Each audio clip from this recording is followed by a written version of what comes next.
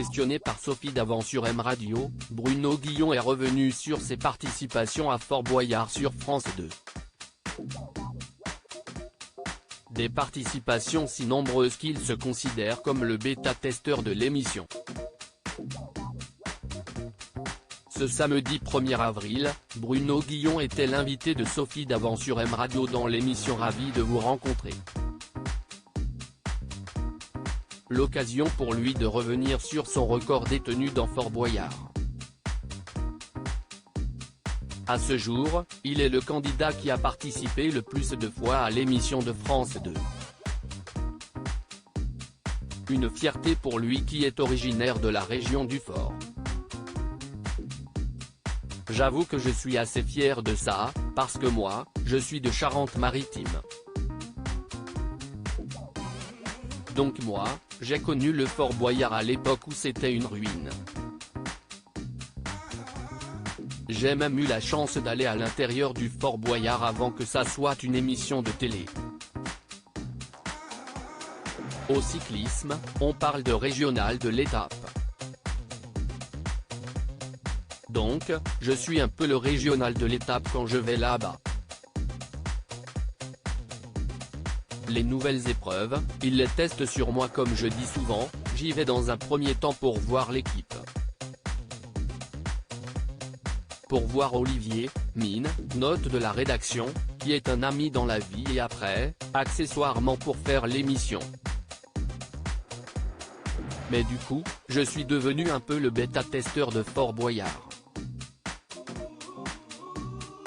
Si est à dire que toutes les nouvelles épreuves, ils les testent sur moi et après, ils mettent les autres candidats dedans, a-t-il ajouté dans la foulée. Et quand Sophie Davant lui demande s'il est un grand sportif, il a répondu en rigolant, ça se voit.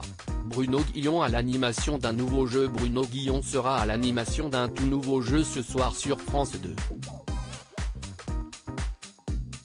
Nagui et lui vont animer Votre vie en jeu dès ce samedi 1er avril. 300 candidats seront réunis sur le plateau télé et certains seront choisis au hasard pour participer à des épreuves inspirées de leur vie. Par exemple, un routier qui passe son temps dans son camion sera interrogé sur le code de la route. Et pour ce jeu, Nagui et Bruno Guillon vont mouiller le maillot.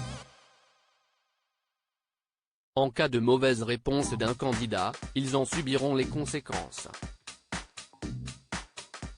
Lors de la conférence de presse, Bruno Guillon a même révélé que son camarade avait dû voir un ostéopathe après la première journée de répétition.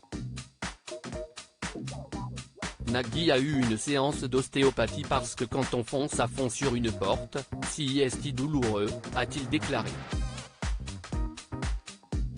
Glusis post ton Instagram à post shared by mradio @mradioffre, article écrit avec la collaboration de 6 médias. À lire aussi Bruno Guillon, Votre vie en jeu, se confie sur son épouse, je ne veux pas qu'elle soit la femme de.